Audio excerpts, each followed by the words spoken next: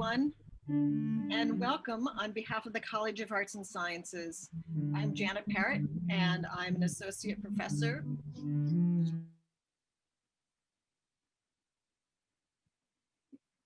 I'm an associate professor in the Department of Theater, and I'm the co-director of the Film Studies program and MIP, Moving Image Production major.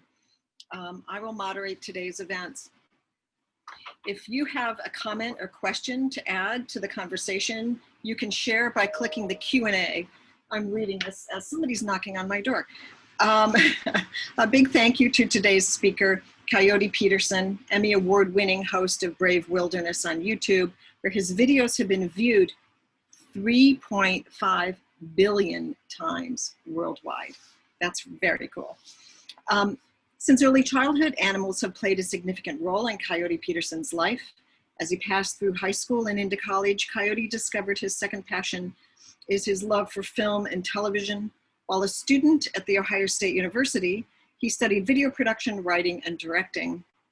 His deep admiration for wildlife and video production inspired him to combine the two mediums.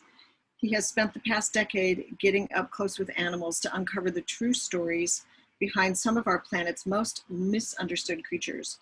His passion for wildlife is driven by a desire to educate the world about animals and to foster a future that conserves environments and their species. Welcome, Coyote Peterson. There we go, unmuted. Thank you, Janet. Hi, how are you? Good, how are you? Doing great. Thank you guys so much for having me today. I'm very excited about this conversation. We are thrilled you are here, and I knew you when you were a student at Ohio State, and you were the very first student literally that I met when I walked into Drake, and there you were, a very ambitious, soon to graduate student, and you were really forging your own path. And so tell us a little bit about that. Tell us why you ended up at Ohio State, and you know, how you really got started in all of this. Yeah, I mean, looking back on my Ohio State days, that's why I think that this conversation is going to be so much fun. And I have to say, you were the greatest advisor and professor in anything to come into the realm of the OSU film and video department. And your timing could not have been more perfect when we were finishing up our big Buckeye Searchlight senior project. So it was a thrill to have you on board as a part of that. But getting even to that point in my career seemed like it was almost impossible. And I think a lot of what I'll talk about today has a lot to do with the impossibles and how to make those impossibles possible, especially for a lot of the students out there that are watching that, you know, may be in the same spot that I was when I was in college, where it was like, man, I'm wrapping up college or I'm starting college. I have no idea where my career is ultimately going to take me. And when it came to choosing Ohio State, it was a pretty easy choice for me. I come from a small little town called Newberry, Ohio. It's so small that even today there isn't a fast food spot on any of its corners. I mean, it's literally that small. When you say there's no Starbucks somewhere, you know you come from a small place. And I came to Ohio State as it was just the largest university and I wanted a completely different experience. I got in, I had relatively decent grades throughout high school, and I said, I need to make just a big leap with my life and trying to figure out what it is that I want to become. And when I started at Ohio State, I entered as a business major. And after taking my first 2 quarters of classes, I was completely lost. The world of economics, some of like where the math classes would ultimately be headed. And I was like, oh no, I panicked. I was like, this is not for me. And at the time when I was living in the dorms, Park Hall was the dorm that I grew up in, or was my freshman year on South Campus. And I would stay up late at night watching the Buckeye movie channel, which I don't know if that's still something that they have, but I got so enveloped in this idea of human emotion and why do I, as a viewer, feel a certain way when I watch certain movies like Forrest Gump, Shawshank Redemption, Dumb and Dumber, Fight Club, any of these movies that were super big at that point in time. And I wanted to learn how to make people feel the way that I was feeling. So I went to my advisors and I said, I want to make movies. And they looked at me like I had an octopus growing out of my head because as you know, at that time, there was no movie making on the campus of Ohio State. And a couple of early people that I talked to gave me the advice of, you should move to California or you should move to New York. And I'll tell you what, for a kid who comes from absolutely no big money financial background, when it came to my family, there was no way my parents were going to be like, yeah, this is a good idea. Let's send you out to Hollywood. You can go to film school or go to New York. We're going to spend hundreds of thousands of dollars putting you through school. That wasn't an option. So I became very discouraged very quickly until I met a professor by the name of Joy Riley in the theater department. And Joy was doing a number of different like improv and acting classes. And kind of making this story short, I was introduced to her, told her what I wanted to do. And she said, you need to learn about the people that are in front of the camera before you get behind the camera. So I took a couple of her Saturday morning improv classes that were not actually credited things at the time. And from there, I found motion picture, moving image art. Remember the moving image art class? It was like Moving Image Art 101. And I had to convince Dan Board, who was there before you, Janet, to let me into that class, and it all kind of took off from there. Amazing. Joy Riley, she retired a couple years ago, and she inspired so many people and helped them discover their voices. So it was great for you to mention her. You know, she helped a lot of students write some of the shows. In fact, College, right? The show College. The sitcom that many of your colleagues did was airing on Buckeye TV. Mm-hmm. That still exists. So that still exists? Well, it exists as part of an academic unit now. So as in the show College? No. I thought you meant the show College. No, wouldn't that be Okay. Yeah, it would have been so cool. No. That was going to blow my mind.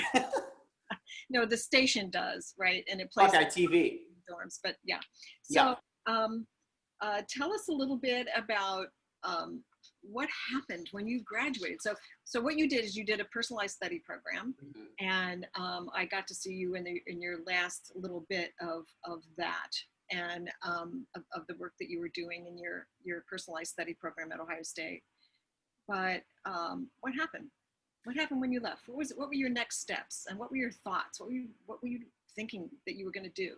So those next steps kind of closely mirror what happened at Ohio State. And just to clarify, I don't remember the names of the advisors that I originally talked to that told me to move west. The reason that I remember Joy is not only because she was a phenomenal professor, but because she was one of the first people that said yes. It wasn't what you can't do at Ohio State, it's what you can do at Ohio State. And it was every one of those no's that eventually led me to a door that opened that said yes. So that transcends us into the next step of leaving college, because I'm sure for a lot of your students, especially the ones that are finishing up this year, I know it's going to be challenging to be doing school amidst these times of COVID. I mean, it was way different back then, but we also didn't have a lot of the things that people have at their fingertips today for advancing their careers. And we'll get into that in a little bit. But when I left Ohio State between 2004 and 2005, I mean, I was scared silly, because here I made a personalized study program, which for most people in the professional world had no idea what that meant. I mean, they might have just assumed, oh, this is like a slack off major. You didn't really want to take classes, so you made stuff up and taught yourself. I don't know how you make that credible at the end of the day when you're pitching yourself for a job. But what it did give me was an incredible amount of experience and knowledge surrounding the entertainment industry. The only problem is that my industry is not something that you go into with a degree and they're just going to automatically make you a movie director, a screenwriter, a producer, or somebody that's in front of a camera. So my friends and I started a company straight out of college. I had the option to either try to go to a film graduate program on one of the two East or West coasts. And again, that same complication of, man, do I want to put hundreds of thousands of dollars into furthering my education, when I was looking at people at the time who were spending hundreds of thousands of dollars to make independent films, somehow getting themselves into film festivals and getting those movies picked up. Now, I'm sure for a lot of the people watching, when I dropped the title Napoleon Dynamite, which was a very famous independent film that almost everybody I feel like has seen at this point. Janet, you remember that movie, right? Or have you seen Napoleon Dynamite? Absolutely. Yeah. So when we went, I don't know if you remember, we had gone to Sundance Film Festival as like a recon trip in the winter of 2004, so February of 2004. And the day that Napoleon Dynamite was picked up and purchased by Fox Searchlight, MTV Films, and it was like one other distributor.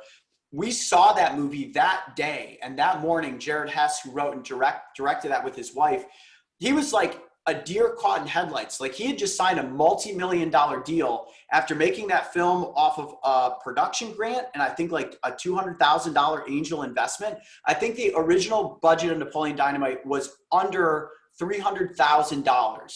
And I looked at that, and that day that I met him at Sundance, and he like couldn't believe that this just happened to him. My friends and I are like, well, why can't that happen to us? Why can't we make an independent film on virtually no money and get it into film festivals, get it picked up, and launch our careers? So that was really a lot of the mindset for me leaving college. And I spent years developing projects after that, hoping to have that Napoleon Dynamite moment. Did you drive to Sundance? We did. Ohio State, we put in for, it was like a grant, or it was something that we had to do this whole big pitch. Myself, Kara Ulseth, and John Whitmer, and Arthur Ra Lindsay did this pitch. And they gave us, I think, like $2,500 and 2 white Ohio State vans. And like 13 of us drove across the country in the snow to Sundance for like a week straight. It was the greatest journey ever when we were that age. But the education that we got from that was unbelievable. And it certainly opened up a lot of doors when it came to just all of us realizing how passionate we were about our careers in filmmaking. Yeah, I remember I made you guys call me like every day to just let me know you were still alive. Yeah. But we were good. We were safe. We were there to do mostly business. Oh, I know. I'm going to sort of take a little right turn here because we have a question in the Q&A. Okay. And there are Emilio and Natalie, a 7-year-old and a 4-year-old, want to know what Coyote's favorite park and restaurant in Columbus are. Good question. So my favorite park is definitely any of the Columbus Metro Parks. Of the Columbus Metro Parks, my favorite one is Blendon Woods. And my favorite restaurant, I don't know that I necessarily have a favorite restaurant, but I love all of Cameron Mitchell's restaurants. I've tried to visit his restaurants anytime he opens up a new one. And Cameron has a very similar story to mine in that we both kind of took a lot of no's, turned them into yeses, and did everything we could to follow our passion and build on our dreams. Great. A few questions are coming in, so I'm just going to go to those. And Kevin asks, can Coyote share his ideas on what kinds of projects will be funded? So, I mean, that's a really good question, right? What kind of projects do you think people are interested in right now, interested in funding? It's a little bit of a tough time, but. It's a very interesting time for the entertainment industry. And, I can speak on it pretty fluidly because I think what a lot of people don't realize is that even though that I'm based out of Columbus, Ohio, I have like the whole proper Hollywood system team at this point, right? Like the thing that as you're a kid growing up watching Entourage on HBO that you're like, oh my gosh, I hope that I get an agent and a manager and entertainment attorneys and, all the glitz and the glam. We certainly have all of what that is. And it's not quite like they make it look in the TV shows, but it is a very exciting, very impactful world. And I mentioned that first to say that right now the entertainment industry, just like all industries, is in a state of not knowing what's going to be next because of COVID, how to move productions forward, how to do these productions safely and have the right lens put over them so that they aren't scrutinized for the way that they're showing things or how these teams are working behind the scenes. So it's a very complicated time for all industries, specifically the entertainment industry. And as far as like what kind of projects they're looking for right now, I would say anything that they can get their hands on, because there's going to be a very large gap probably coming up either late this winter or into spring, where what a lot of people don't realize is how much stuff is produced before you actually see it, right? Even with our videos, people will be like, you know, 1 week my beard will be longer than the week after. People will be like, how did you do that? Your beard grew like 3 inches in a week. Well, no, it's because we shot that episode 6 months ago as compared to when you're seeing it. So a bunch of stuff that was in production before COVID hit is going to be rolling off with distribution in these coming months. So there is going to probably be a pretty big gap. But to directly answer that question, really any project that you can find to make that's going to be unique. It doesn't matter what's happening in the world. If a distributor or a producing team finds a story that is unique, that is probably what they're going to go after when it comes to picking up a project. That's great. There's so many outlets right? So many outlets right now. There's lots of different channels, and it's not just network television and then a little bit of cable. It's everywhere, right? The distribution opportunity for creative people today is unlike anything that I experienced when I was in college. So when I said I left college, started my business, went down that Napoleon Dynamite route of trying to get an independent film picked up, I went about 4 to 5 years on a couple of different projects that were in development, one specifically that I won't go into in great detail, but I got all the way to the finish line. By finish line, I mean like a football team. I was on like the 5-yard line to signing a deal that would pretty much open up a $5 million production budget for a film. And I was 26 years old at the time. And that was huge to be just a few years out of college and be looking at a possible $5 million independent film deal. And that fell apart last minute in the contractual stages, which was absolutely heartbreaking. Now, when I look back on that today, obviously everything happens for a reason. And that forced me to pivot and go in the direction that I ultimately did with animal adventure shows. But there wasn't another option for me to say, okay, well, if I go out and raise a little bit more money and produce this thing independently, I can distribute it on YouTube. YouTube did not exist at that point in time the way that it does today, or a number of these different streaming services. It's either like you got a movie made and put it in a film festival and a studio picked it up and purchased it, or you were making test pilots for somebody to do a TV show. There were essentially 2 realms of distribution, like network and cable television and movie distributors. And even at that point in time, when it came to little independent production houses, most of them were struggling to make films on a few $100,000 to a couple $1 million budget that they hoped a bigger distributor would pick up, or even some of the independent distributors to get it to theaters. But today, that's just a totally different landscape. I can even tell you what's the smartest way to make an independent film today, because getting into film festivals almost isn't relevant anymore when it comes to getting your movie picked up. Here's a question from Boniface. Says, I'm studying film and marketing, but actually from watching your YouTube videos and taking a documentary film class sophomore year of college, I considered switching majors from marketing to zoology. So that way I could better prepare myself for a nature-based film career. What advice would you give to get into that niche part of the film industry?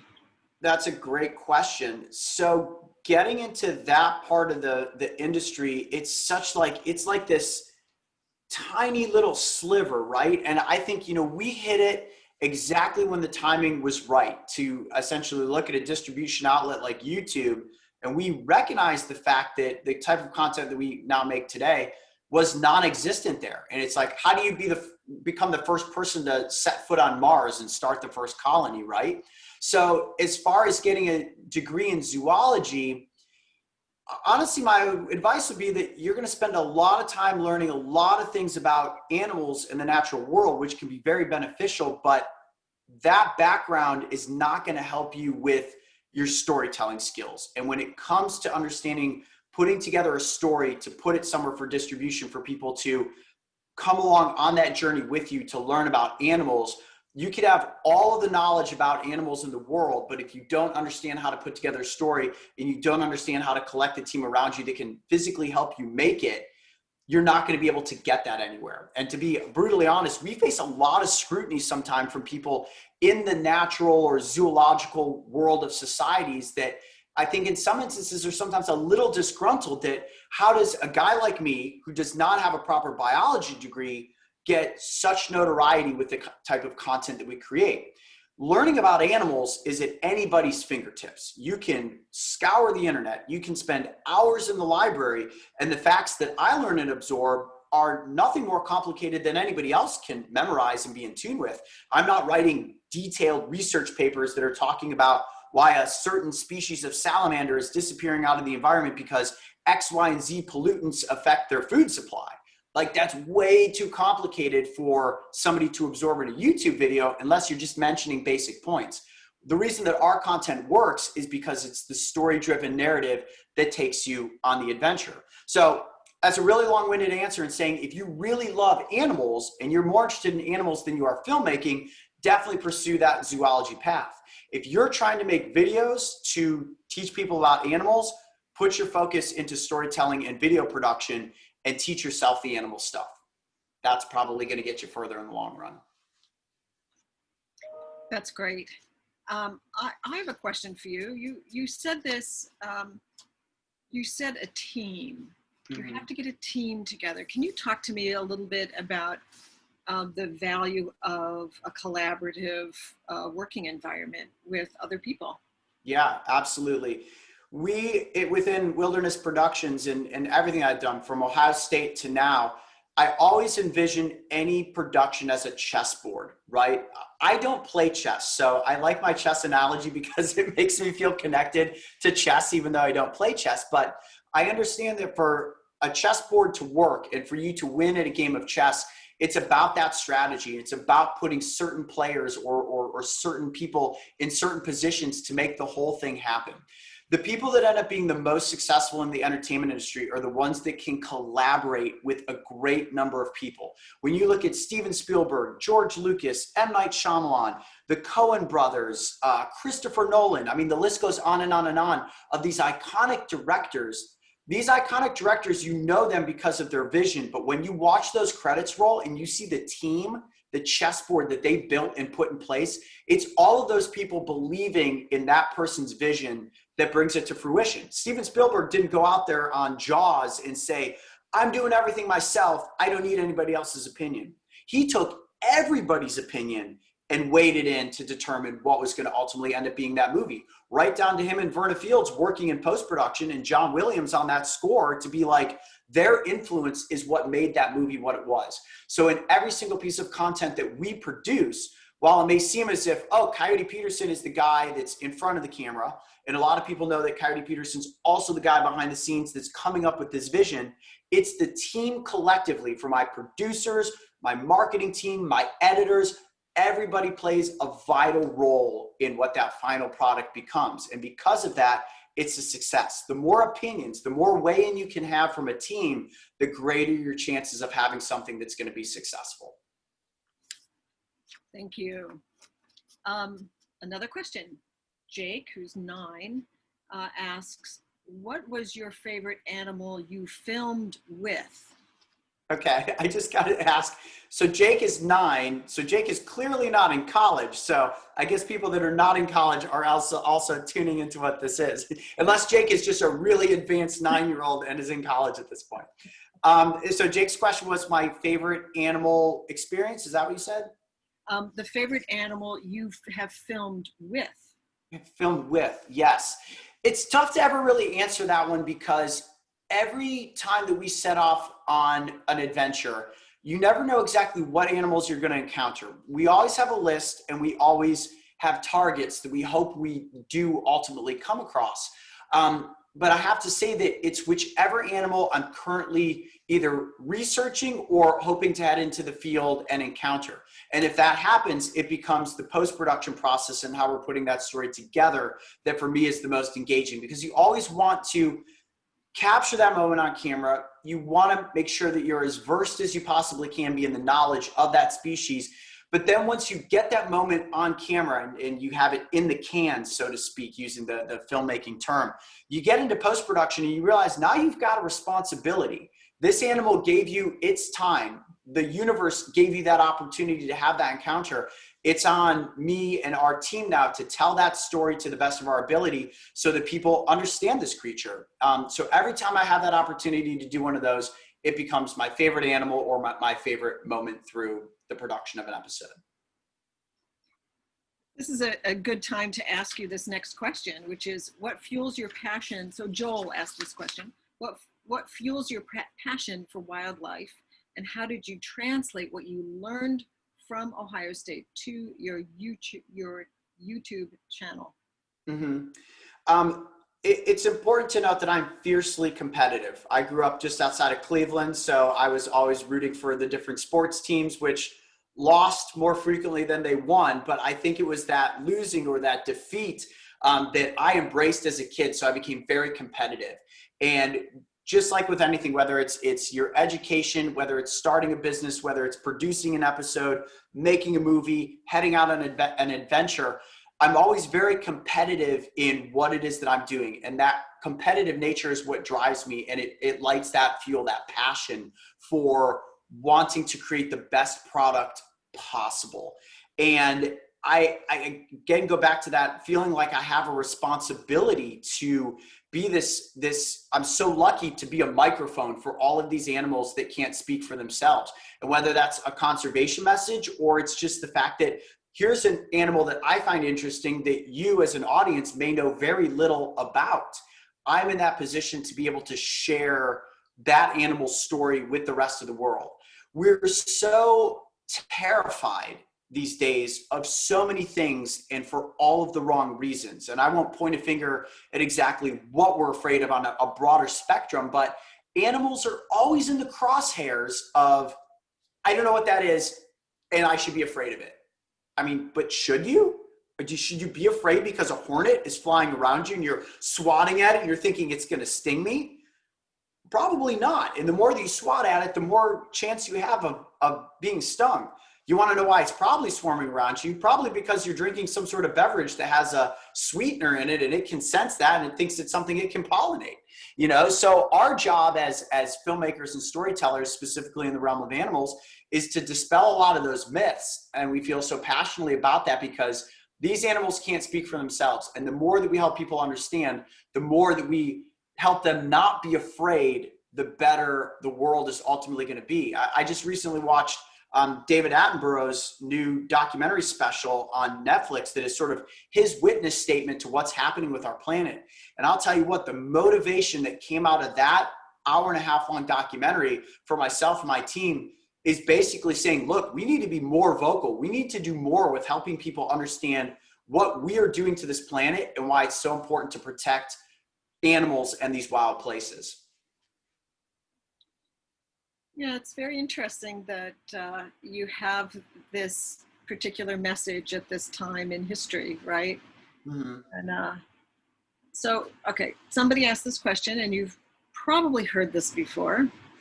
As a Buckeye, Abby asks, why is your favorite animal a Wolverine? A little political question here. I do get some flack. You can actually see in the background behind me, there's like Wolverine paintings up on my wall. I am a scarlet and gray. I bleed Buckeye colors all day long. And if someone wants to compete with me, Michigan versus OSU, I'm OSU all day. But I do owe it to the animal, the Wolverine, which I have been fascinated with since I was probably in kindergarten, that my love for the animal has nothing to do with my disdain for Michigan.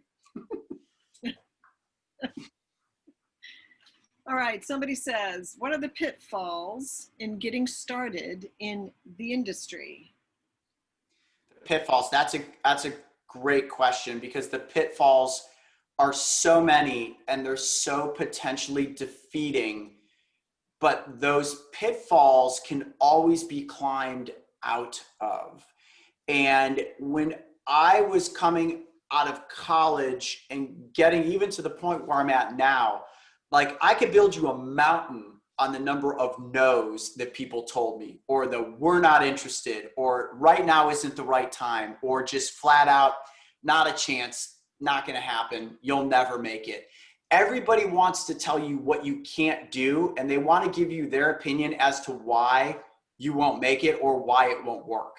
And for a lot of people, that can become very defeating very quick. And you might even get to the point where, you know, somebody gives you some funding, or you've risked your own funding to try something, you're proud of it, and it falls on deaf ears and blind eyes. I've had that happen multiple times. But every time that you invest in yourself and you believe in a project or a vision that you have, and you drive forward, and whether you're producing that and doing it yourself, or you've collected a team around you, to stay positive and to believe that even if this isn't going to be your Napoleon Dynamite, it is going to be a stepping stone that gets you to the next opportunity and the next opportunity. And the more of those that you can align for yourself, the bigger your resume becomes. And it's only a matter of time before either that resume builds to the point where someone's really going to trust you with a significant budget or a significant opportunity, or that you just eventually get to that on your own. It is so possible, more now so than ever, that people have this opportunity to forge the way for their own careers. So I think for any of your students that are in college right now, that are either partway through, just getting started, or they're graduating, the industry and our society as a whole has never been more perfectly primed for creative people to be able to pursue their passions. And it is possible. And you're a really good example of why you don't necessarily have to move to some big city, right? New York, Atlanta, LA, to be successful. Right. That you do. Well, and I think what's interesting is that, like, you know, a lot of people even say to me now, I mean, like, Coyote, you could be living it up in Hollywood, have a home up in the hills, and doesn't that sound like it would be fun? It's really not. I mean, I've spent a lot of time in both New York and California. And while I love both of those states, love the experiences that I have when I'm out there, I love Ohio. I love the way that, you know, you can function in a completely normal realm. And for anybody who thinks that Hollywood is just glitz and glam and movie sets and all of that, it strangely is becoming less and less of that. More and more productions are being set out outside of Hollywood. More and more celebrities are moving outside of California proper to live in the surrounding states, or in places that there is no paparazzi or, you know, the perceived glam that is Hollywood. And just the whole concept of the entertainment industry shifting as compared to what it used to be. I've been being asked multiple times in interviews recently about the quote unquote world of celebrity, right? Like, to be clear, I don't consider myself a celebrity like you would consider a Leonardo DiCaprio or a Meryl Streep or a Robert De Niro. But there's a different kind of celebrity that's been born and created through digital distribution. I mean, you have people that are considered TikTok celebrities. How's that possible? These are people making 7 and 15-second long clips that are getting hundreds of millions of views, but these people are becoming recognized. Is the art that's being created on TikTok equivalent to an Academy Award-winning film? I mean, the filmmaker in me would definitely say absolutely not, but to that individual artist who works hard on that piece of content, maybe they do consider that equivalent. You know, you never know. And what I'm ultimately getting at is that you don't have to be in one of these big cities to make it. You can be anywhere. And because, again, digital distribution is right at our fingertips, anybody might find themselves having a viral video, but having a viral video doesn't mean that you have made it and that you're going to be successful. It's how do you replicate something over and over and over again. And that starts with having a passion for your career. Now, I make animal adventure videos on YouTube, but you might be interested in cooking or fashion or landscape architecture. I mean, what's cool about YouTube is you can make videos about anything and distribute them. And if you're consistent and your production value is good and you stick with it over time, you could grow a pretty sizable channel and be pretty successful. I mean, maybe even considered successful, you know, kind of to the level where we are, where now it's like Brave Wilderness is, you know, one of the most recognized brands in the YouTube space, which is a huge distribution platform. But is it Universal Pictures? Is it DreamWorks Animation? No, certainly not. And the content that we make is not a Jurassic Park or a Star Wars, but in its own right, we consider it just as equally important because we're passionate about what it is that we do. Great. Here's actually a question that I can answer, but I'm going to let you answer it. Were you ever part of clubs on campus? I was. So really the only one that I was a part of was OSU Film and Video. And I could tell all sorts of long-winded stories of how that came to be and Buckeye TV and whatnot. But I find that, you know, I got really involved in that club and stuck with it and was like, I'm honed in, this is the one that I should be doing. But I think the clubs are incredibly important, especially for students that are maybe trying to find something that's beyond their typical education curriculum, right? I know that when I was at Ohio State, I felt very paralyzed by, you know, general GEC classes, you know, the ones you had to take versus the ones that you tried to balance in that were for you as a student that you felt were going to advance your career forward. Sometimes you get more of an education and more of an opportunity by joining clubs because you're finding the right like-minded people for the things that you're into. So for anybody that's thinking about joining a club, 100%, 150% would recommend doing that. Even if you're nervous about it, you can try it, you can back out, but I feel like if you try it, you're going to be in, and then it's just going to advance you forward. Yeah, I can tell the attendees that are here today listening that there was a handful of you that were here, a handful of students that were here that were so passionate about making work that you all forged your own path. Like you got vans together to drive across the country to go to Sundance, right? You raised $15,000 to make from, you know, small donations to make a movie.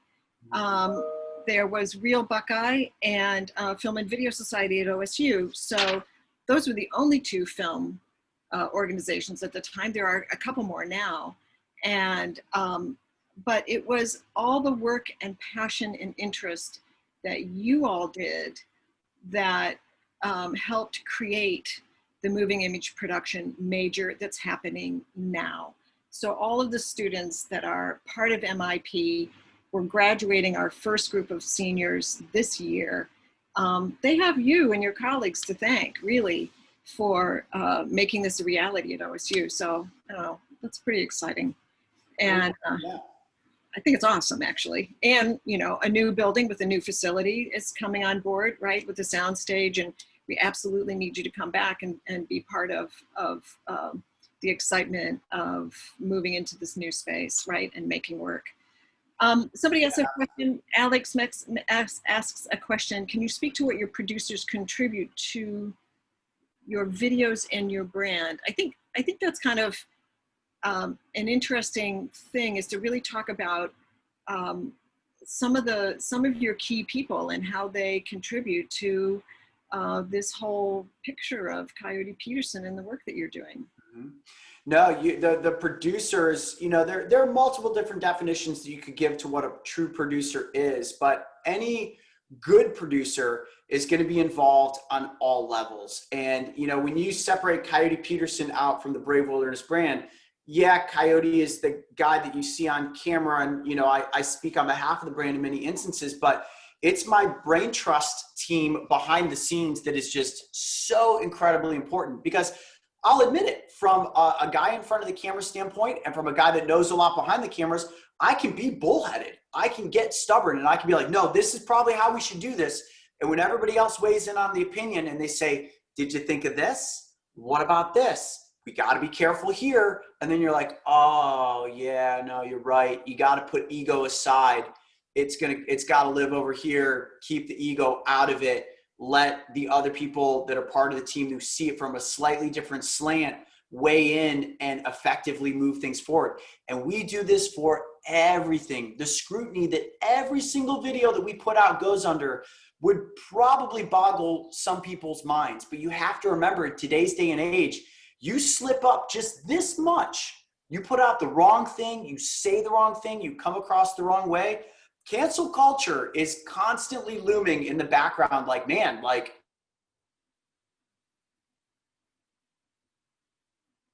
is this a good idea? You just have to be in tune with it. And it is the producing team and my social media team that really help us balance what is the good family and brand friendly vibe and direction that Brave Wilderness puts out. And we're not perfect. We slip up sometimes. We try our best not to, but knock on wood, we fortunately have not had any big mess ups at this point that have, caused a catastrophic earthquake within the Brave Wilderness universe. But I do attest that to the fact that we take a lot of care and a lot of time. And we even sometimes hold on to videos before we release them to say, all right, you know what? We could put this out right now because we think it's the right time, or we can sit on it. Let's think about it. Let's view this a couple months down the road and see if we still feel the same way about it now as we did back then. And that can really help you make wise choices. And it's not just pertaining to videos. It's pertaining to us as individual microphones. It is a dangerous world out there when it comes to social media. Anything that you say and that you do, that you're like, I'm passionate right now on my phone and I got to get this out. Do it. Film it. Save it on your phone. Think about it. Are you sure you want to put out what that is right now? Because once you do, if that goes viral and everybody knows that, it can greatly affect the course of your future and your career. And I warn a lot of young filmmakers about the kind of content that they put out today. While YouTube is a blessing, it's also a curse. Because if you start putting out the wrong stuff and you decide, oh, I want to shift my career, I want to make content like this or this, that stuff could be there to haunt you down the road. So you have to really be careful with the kind of choices that you make and then that you share socially. Because again, once it's out there, it's out there. And even if you delete it, if it was good or it caused an uproar, somebody else recorded it. And if your face or your brand is on it, you may never be able to escape it. Good advice. How do you decide what stories to tell and where to go? The stories that we ultimately tell, we try to really focus in on, first and foremost, is it something that excites us as a producing team? A lot of times those ideas come from myself or my wildlife biologist, Mario, where we will literally be like, okay, what is a dream animal that we want to work with? Okay, it's X, Y, or Z. We say, okay, let's do some research. What's it take to get there? A good example right now that we're working on is the Komodo dragon. I've never filmed Komodo dragons. We were supposed to film Komodo dragons this year, but then COVID happened. So that's been postponed. But we find a target, we go after it, and we say, just because we want to do it, are other people going to be interested? And is there a bigger message or conservation protocol that we can put in place that will really bring a value to this species? So we put a lot of thought into the episodes before we produce them. If they're kind of like a big tentpole piece. Just recently, this past week, we had a 2-part episode that came out on a fish known as an alligator gar. I've been fascinated with alligator gar since I was a little kid. It's one of the largest freshwater fish in the world, one of the biggest in North America. And they look like dinosaurs, and essentially they are. The lineage of this fish has been on the planet for 150 million years.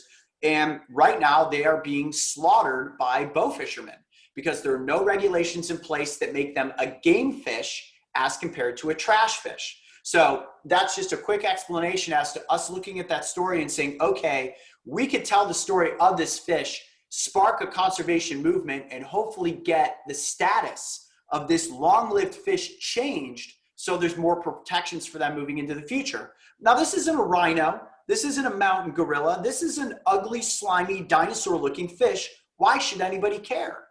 Because they're really cool and they're a really important balancer to the ecosystem. So we hone in on things like that and say, to us, that's interesting. It's important, but most importantly, it's imperative for the future of these fish to sustain for generations to come. The more that we wipe out the genetic line of the bigger fish, the weaker the species becomes and eventually they'll disappear. So that's kind of a long-winded answer in saying it is the animal that ultimately drives the story, and it's our passion for telling it that gets it done. Richard asks the question, he states the animals are notoriously hard to work with on camera, from getting an insect to bite or sting to having that intense, intimate moment with a Wolverine. What was the most challenging thing to actually get on film? Mammals are impossible. Mammals are the hardest thing to work with. When you work with a reptile or an amphibian, they have an initial fight or flight response, right? And in almost every instance, if you're gentle, if you're calm, and I softly talk to these animals. They hang out. They're like, okay, I'm not being bitten. I'm not getting clawed. This means I'm not being eaten. I should probably just sit here and maybe I'll get the chance to escape. So they're very easy to work with and you can hold on to them. Let me tell you what you can't do that with: a bird or a mammal. And working with birds and mammals is extremely difficult because you can't just be like, oh, cool, it's a badger, I'm gonna hold on to it, it's gonna be cuddly. No, a badger's gonna rip your face off. So working with something like that becomes a challenge. The same with the Wolverine. When it comes to the type of content we create, we know what works is an interaction, an intimate, holy cow, I can't believe this guy's having this experience with this animal. Certainly we could go out and do the planet Earth type stuff where we hide out for many weeks at a time, hoping to get these amazing long lens shots of animals. And we will do more of that when the time is right, but we're taking the opportunity for me to be young and nimble and able to get into these environments to build up the brand in a direction so we can ultimately get to that point. But to go back to the question directly, it's very difficult to work with a lot of these animals. And unless you've got experience or you're working with professionals that can help guide you for how to engage with a certain kind of animal, you never want to try to tangle with mammals. You will get hurt. In 99 times out of 100, it's not going to end well for you as the human. And then unfortunately, the animal's going to get a bad rap. And in some instances, might even end up having to get destroyed because you were foolish and you got too close and now it's habituated. Wow. It's a delicate balance. Yeah. I'll say, Boniface asks, what influenced you to start your series of getting stung, bitten by animals, meaning interacting with them, versus making educational videos where you just talk about them? Well, the first thing I'll say is that even the bite and sting videos do have quite a substantial amount of education that comes out through them. But what we learned is that some of those videos, and putting me into that human guinea pig / worst case scenario, is really gripping for the audience, especially in the digital space. Like for some reason, people like to see almost like a horror film. Like, why are horror films such a popular genre in filmmaking? Probably because people want to see things that are going to make them go, oh, and on the edge of their seat. Like, I can't believe this. I want to look away, but I kind of still want to see what's going to happen. I don't know what that instinct is for us with humans internally, but people like that shock orientation, and the bite and sting content does that. And what we recognized as a brand is that, okay, if we're smart about this, if we research it, if we don't go too far in one direction, but we just kind of push that envelope right to the edge, it draws in a massive audience. Drawing in that audience, they're like, oh, cool, I'm here to see this guy bit and stung. And then when it's all over, they're like, oh, cool, I saw this guy bit and stung and I learned this, this, this, and this, and now I'm not afraid of that animal anymore, and the odds of me getting bit or stung are almost impossible. Wait, what else does this guy do? And then they start watching the other videos like manatee conservation, ocelots, alligator gar. I mean, the bite and sting content makes up maybe 2% of the content on the Brave Wilderness channel, but it is the magnet that brings people in and opens them up to this world of animals and adventure. One of our seniors, Jake, asked, what were you doing between when you graduated and when Coyote Peterson and your Wilderness series started taking off? Hustling. Hustling the entertainment industry as best as I could. And by that, I mean just working my butt off, getting paid absolutely no money. I spent about 12 years working on projects and developing things before I made a single keepable penny in production. God's honest truth. They say it takes 10,000 hours before you become successful at something. It took me 12 years of, and I'll use the term failure very loosely because I don't consider anything a failure. It's not like I ever completed something and it was like, oh, this is terrible, nobody liked it.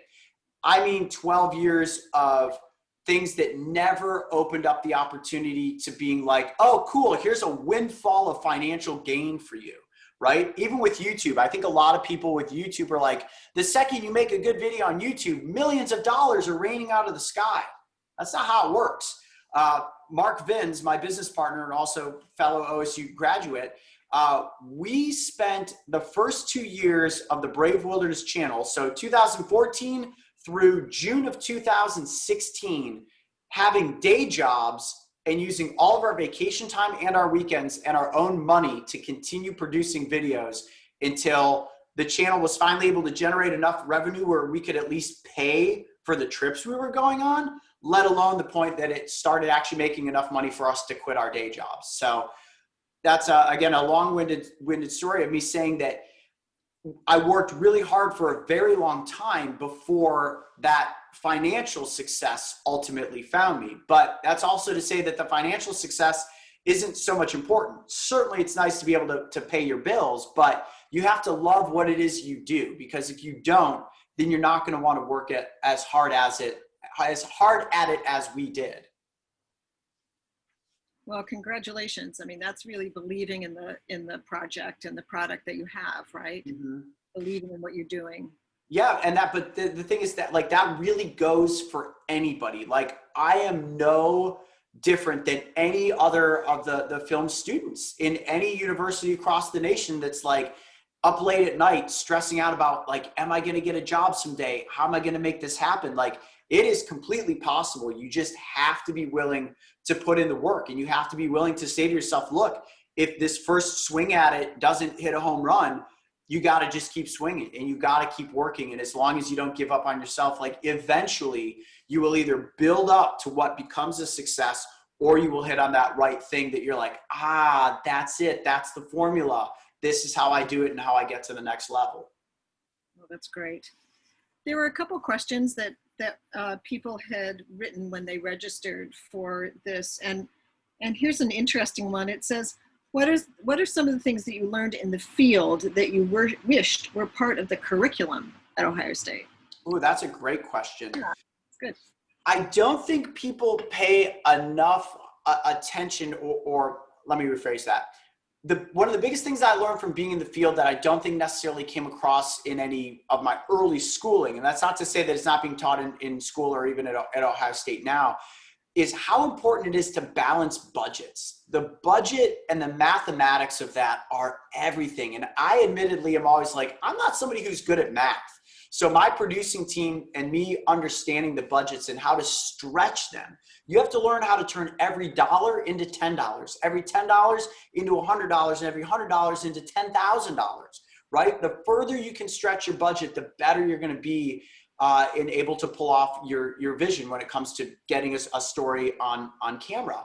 But between the budgeting and the mathematical breakdown of storytelling, so I'm trying to tie this all into math, the mathematical structure of storytelling is incredibly important. And I learned a lot about it at Ohio State, but I learned even more after the fact, really reading a lot of different screenwriting books and taking movies and dissecting them, understanding that 3-act structure, but understanding that between 3 acts, those 3 acts break down into 3 acts of their own. Those acts might break into a 1, 2, 3 combo that leads you forward in the storytelling. And every story is different, but I think for any creative person that works in the realm of film and video, there isn't enough appreciation that goes into the mathematics. And I'm not talking the adding and subtracting, but just the mathematics that makes any story possible or any production set possible. That could be breaking down the mathematics on a daily basis with a schedule and understanding what times of day you can get certain shots, how you have a narrow window to get that perfect light when it falls into place for you to get a certain scene. So the mathematics of filmmaking and storytelling are one thing that I wish somebody would write a more detailed book about, or would teach students more so early on, so that they're going into their productions with a mental math standpoint, and then their project will likely be more successful. So Jason, just to follow up on that, Jason asks a question, how do you decide and budget for any reshoots that you need to do? I've never had to do a reshoot with a YouTube video, to be honest. That's the nature of the game when it comes to the wilderness. And it is fair to say that sometimes things don't work out, but the way that we produce things is we produce what we call batch content. So I show up to a location knowing there are multiple possibilities and opportunities for me to get something good. I may go in there after a target, but if I don't hit that target, I can't be out an entire production budget for a trip. Like, I got to be advantageous in grabbing other things that randomly come across our plate in adventure. Like, let's say I'm heading out into the wild to search for a grizzly bear, but I don't see a grizzly bear. But along the way, I have an encounter with a moose. I find the one species of amphibian in this location. And I also stumble upon some weird, unique restaurant that serves the world's best apple dumplings. And it's like, that could be a video. You never know what's going to hit and what's not going to hit in the digital space. So we always try to be on guard and ready to pivot if we need to. So when it comes to reshoots, we never had to reshoot, but we have had opportunities or production trips where we missed a certain animal. And we may say, well, if it makes sense to try to return to that location in the future, we'll do it. Here's a question that I find fascinating. What are your hobbies outside of your work? Basketball. I play a lot of basketball. I'm super into sports, which I think most people don't equate with somebody that's out in nature running around. So I play basketball quite a bit. I like watching basketball. I do quite a bit of hiking and exploring on my own. I mean, I guess because my job is kind of also my hobby, it is pretty tough to separate it all. And I know sometimes people are like, oh my gosh, you get to travel the world and see all these crazy cool places. I do, but I don't go there on vacation, which is kind of strange. Like, some of the spots that I've been to, it's like, man, I wish I could go back there and just spend 2 weeks doing nothing other than touristy activities. But my hobbies are really pretty centered around even the stuff that I do. I'd say playing basketball is probably the only oddball one that is not related to something outdoorsy and adventurous. I imagine you're pretty busy most all of the time. Mm-hmm.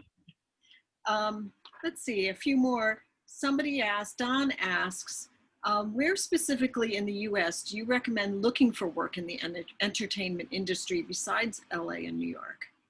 That's a great question. The field, the market is so competitive these days. It's really tough, I think, for anybody to land a job just like straight up, like, I'm going to just on a whim, this is where I'm going to go and I'm going to apply for a job. Going to LA or New York, yeah, there's that chance that you're going to, get yourself a production assistant role or an assistant production manager and be able to work your way up and through things. That's completely doable in a lot of instances. But I guess it depends on what sort of profession you want to have in the entertainment industry. Like, if you want to go out and if you're like, I'm a screenwriter and I want to be a director, it is not going to do you any good to go to some other director's set and be like, maybe I'll work my way up and this director's someday going to give me a budget to do something. Doesn't work like that. And I was a little naive about those things when I was younger. And I realized that why would a producing and directing team want to give somebody else any money when they're all fighting for the same pool of opportunities to get something distributed? If you're looking to go out and you're a screenwriter and you've written an amazing screenplay and you're convinced that you're the next Quentin Tarantino, don't approach Quentin Tarantino.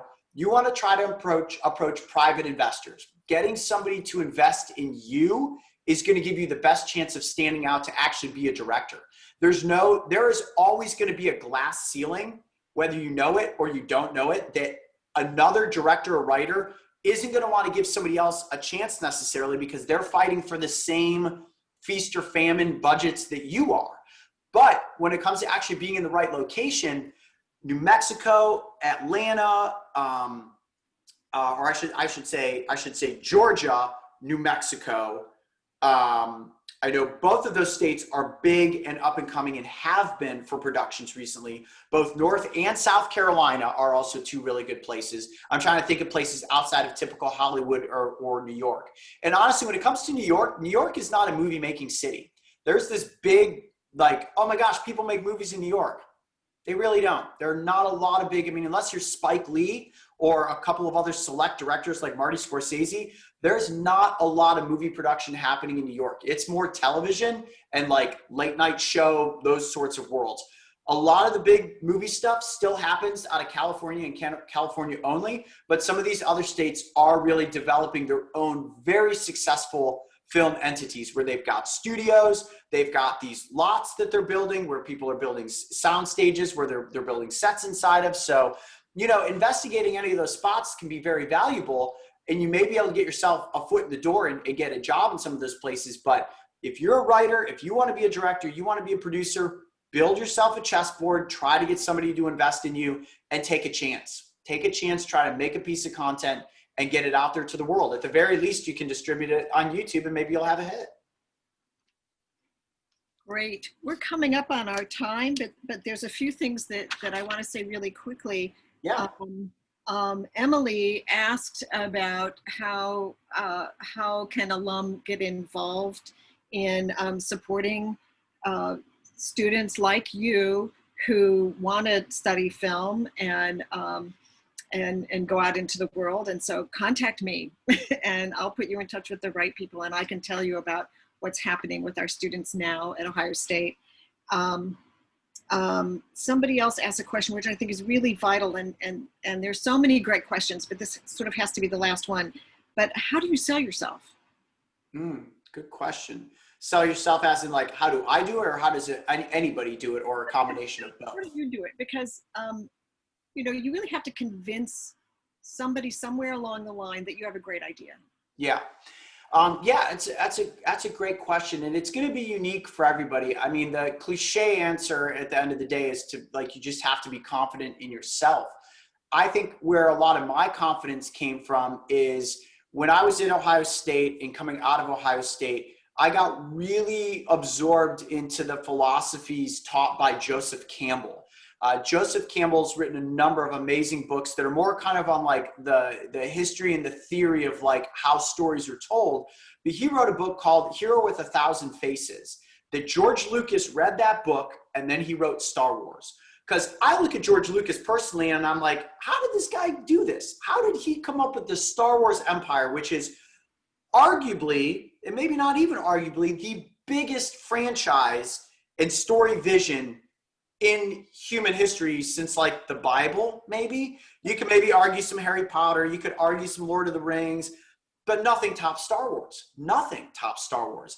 So George read this book and like, boop, Star Wars was born. So I read that book. You should definitely read that book if you're watching this and you're a storyteller.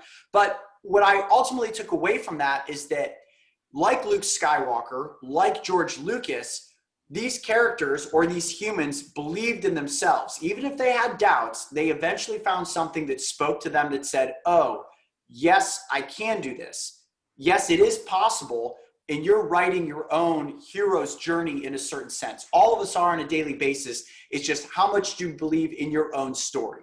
And you have to surround yourself with the right people to become this cast of characters that helps guide you forward as an artist, as a storyteller, as a director, as a filmmaker.